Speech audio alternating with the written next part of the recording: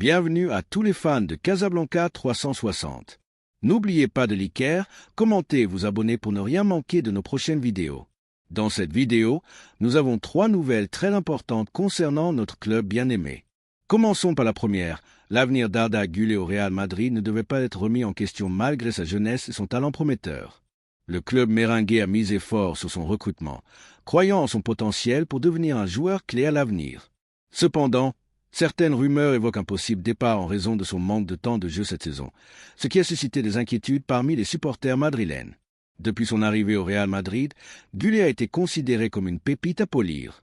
Son talent est indéniable, sa capacité à filtrer des passes et sa conduite de balle élégante rappellent les grands milieux offensifs de l'histoire. Mais le Real Madrid n'est pas un club où les jeunes arrivent et deviennent automatiquement titulaires. Ici, on joue au plus haut niveau et tout footballeur aspirant à réussir dans le club doit gagner sa place avec effort et patience. Dans une équipe aussi compétitive que celle du Madrid, il est normal que les jeunes joueurs doivent attendre leur chance. Güler, avec sa technique exquise et sa vision privilégiée, a démontré lors des entraînements et des rares minutes qu'il possède les qualités nécessaires pour réussir dans l'équipe blanche. Cependant, son processus d'adaptation ne peut être forcé. Le Madrid n'est pas un club où l'on offre des opportunités. Chaque joueur doit prouver qu'il est prêt à assumer de plus grandes responsabilités sur le terrain. Le manque de protagonisme de Güler n'est pas dû à un manque de confiance de la part de l'entraîneur, mais à la difficulté de lui trouver une place dans un milieu de terrain rempli de stars comme Jude Bellingham, Fede Valverde, Eduardo Camavinga, Aurélien Tchouaméni, Luka Modric et Toni Kroos.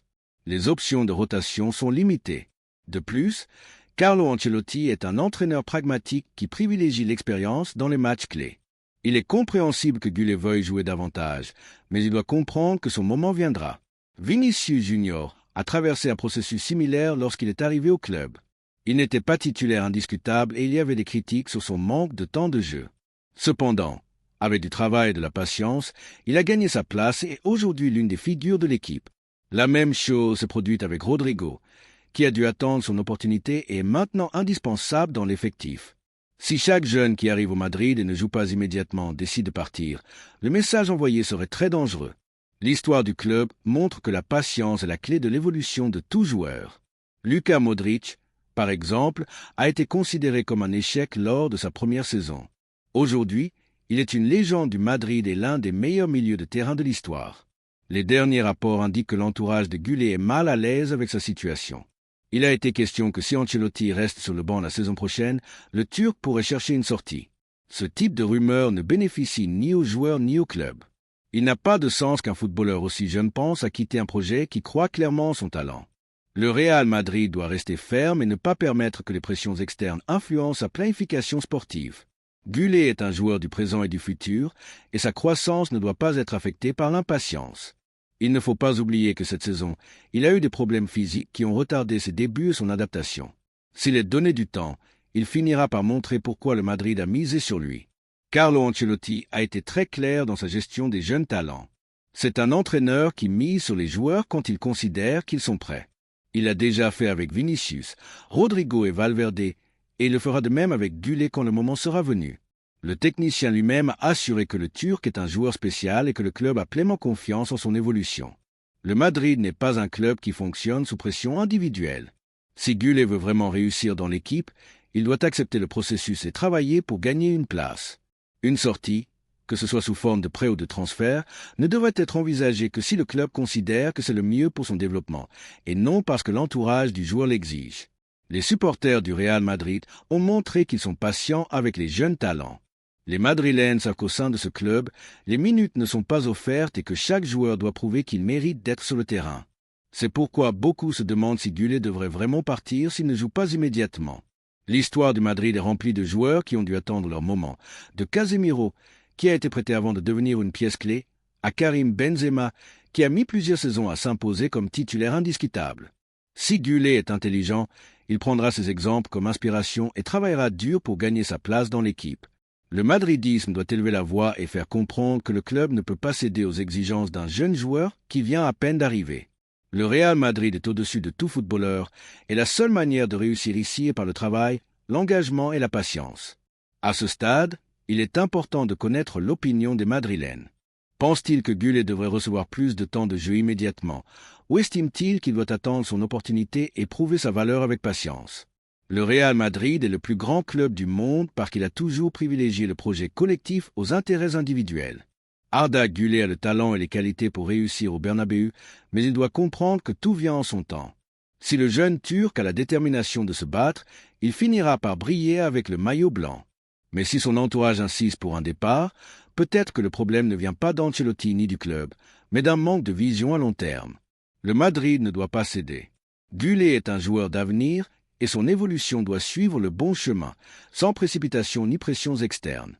L'histoire montre que les joueurs qui ont de la patience et qui se battent finissent par réussir au Real Madrid. Qu'en pensent les supporters madrilènes? Pense-t-il qu'Arda Güler doit rester et se battre pour sa place ou devrait-il chercher une sortie? Le débat est ouvert. La deuxième nouvelle concerne une décision importante au sein du club. Le Real Madrid doit regarder vers l'avenir avec détermination et prendre des décisions qui renforcent son identité gagnante. Il n'y a aucun doute que Carlo Ancelotti a été un entraîneur clé dans l'histoire récente du club. Son héritage est incontestable. Il a conquis des titres, a suggéré un vestiaire rempli de stars et a été un pilier fondamental dans certains des moments les plus glorieux du madridisme. Les supporters lui vouent un respect absolu et il sera toujours considéré comme un entraîneur légendaire. Cependant, le temps dans le football ne s'arrête pas et la nécessité d'un changement sur le banc devient de plus en plus évidente. Le football d'élite ne permet pas de concession au passé, aussi glorieux soit-il. Son style de jeu moderne, son leadership et son intelligence tactique en font le candidat idéal pour relever le défi. Il est vrai que certains résultats en compétitions européennes ont suscité des doutes, mais on ne peut nier le mérite de ce qu'il a construit en Bundesliga. Son équipe a dominé le tournoi avec autorité, démontrant une proposition offensive attrayante et une discipline tactique enviable. Il est normal qu'un jeune entraîneur rencontre des difficultés lors de ses premières expériences en Europe, mais cela ne doit pas être une raison pour l'écarter. La pression et les exigences du Real Madrid sont uniques au monde, mais Xavi Alonso connaît cette réalité mieux que quiconque. En tant que joueur, il a su répondre dans les moments clés et a parfaitement compris ce que signifie porter le maillot blanc. Le débat sur son adéquation survient parce que le Madrid ne se contente pas de titres nationaux, mais aspire à régner constamment en Europe. Cependant, aucun entraîneur n'arrive avec la garantie absolue de succès. Tous ont besoin d'une opportunité pour prouver leur valeur, et Alonso l'a mérité par son travail. Florentino Pérez et la direction doivent évaluer non seulement les résultats immédiats, mais aussi le potentiel de croissance qu'offre Xavi Alonso. D'un autre côté, la possibilité de garder Ancelotti pour une saison de plus est un sujet qui divise les Madrilènes. Son expérience et sa gestion du vestiaire sont des qualités que peu peuvent égaler, mais l'équipe a besoin d'une nouvelle direction tactique. On a vu dans certains matchs que le manque de fraîcheur dans certaines décisions a été un problème. Le Madrid a toujours misé sur l'ambition et l'innovation, et peut-être est-il temps de clore ce cycle de la meilleure manière possible. Il est important de souligner que Xavi Alonso ne représente pas seulement une option enthousiasmante en raison de son passé au club, mais aussi parce que sa proposition footballistique s'aligne avec l'effectif actuel du Madrid. Sous sa direction, le Bayer Leverkusen a montré une grande capacité d'adaptation dans différents scénarios de jeu, quelque chose dont le Madrid a besoin pour rivaliser au plus haut niveau. Son équipe n'a pas seulement été solide en défense, mais a également brillé en attaque avec des transitions rapides et un jeu dynamique, des aspects qui s'intègrent parfaitement à la philosophie blanche. De plus, Alonso est un entraîneur avec une mentalité gagnante et une grande capacité de gestion de groupe. Les joueurs qui ont travaillé avec lui soulignent sa capacité à transmettre des concepts tactiques de manière claire et efficace, ce qui est fondamental pour un club avec autant de stars que le Madrid. Sa connaissance du football espagnol et européen est un autre point en sa faveur, car il a expérimenté de première main ce que signifie rivaliser dans les tournois les plus exigeants. Un autre aspect à considérer est le facteur motivationnel. L'arrivée d'un nouvel entraîneur génère toujours une réaction dans le vestiaire, et Xavi Alonso pourrait être l'impulsion dont certains joueurs ont besoin pour atteindre leur meilleur niveau. Des footballeurs comme Jude Bellingham, Vinicius Junior ou Eduardo Camavinga pourraient bénéficier d'un entraîneur qui mise sur un football dynamique et offensif. La combinaison de jeunesse et d'expérience dans l'équipe semble parfaite pour un technicien avec l'ambition d'Alonso. Maintenant, la grande question reste. Les supporters madrilènes sont-ils prêts à dire au revoir à Ancelotti et à accueillir Xavi Alonso? L'opinion des fans du club est clé dans ce type de transition, car leur soutien peut faire la différence dans le démarrage d'un nouveau projet.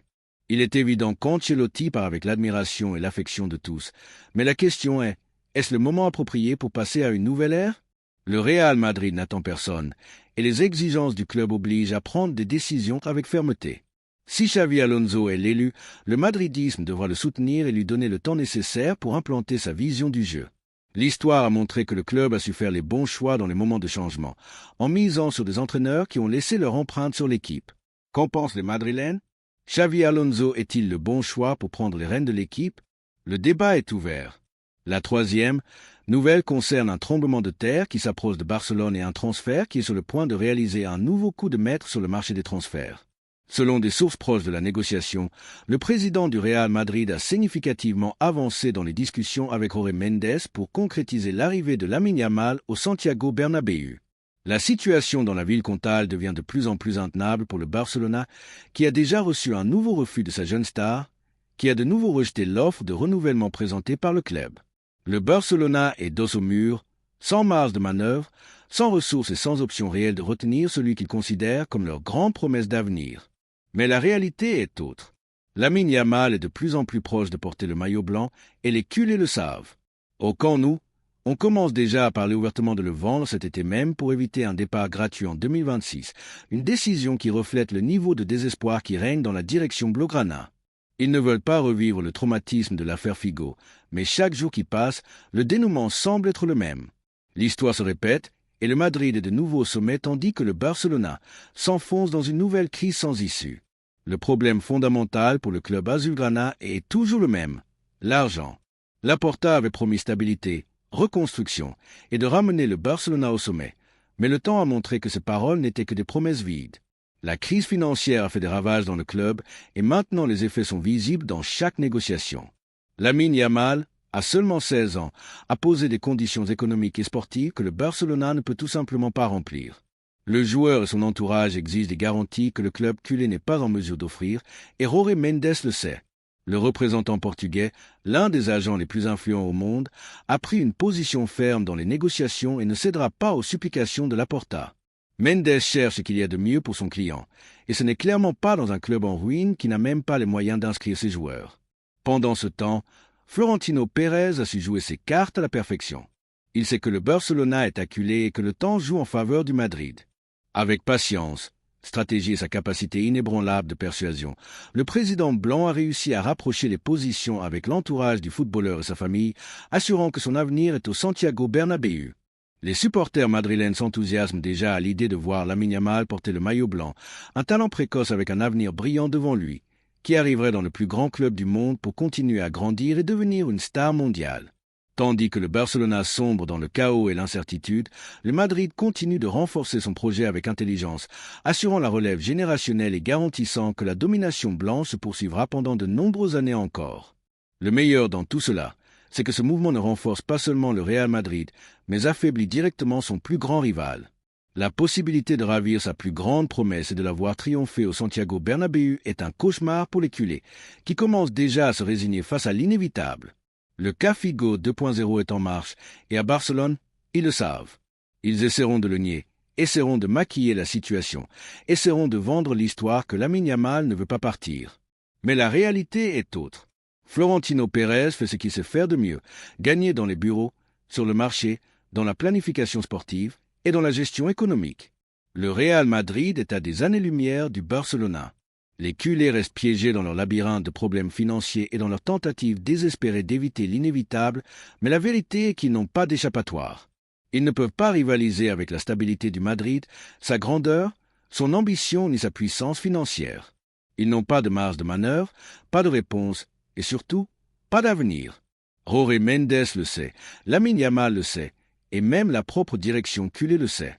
Et tandis que le Barcelona s'effondre, Florentino continue de déplacer les pièces avec maestria pour s'assurer que le Real Madrid reste l'épicentre du football mondial. Et les culés, que ressentiront-ils en voyant leur grande espérance partir au Santiago Bernabéu? Continueront-ils à croire aux promesses vides de Laporta ou admettront-ils enfin que leur club ne peut plus rivaliser avec le Madrid? La réalité est claire et contondante, le Barcelona est fini. Le Madrid continue d'accumuler du talent, de gagner des titres et de consolider sa domination, tandis que les culés ne peuvent que s'accrocher aux souvenirs du passé. Maintenant, avec Lamine Yamal de plus en plus proche du Bernabéu, la question est inévitable. Qui sera le prochain à se rendre compte que l'avenir est au Real Madrid? Laissez vos messages pour les culer dans les commentaires. Ils chercheront sûrement des excuses pour justifier l'injustifiable.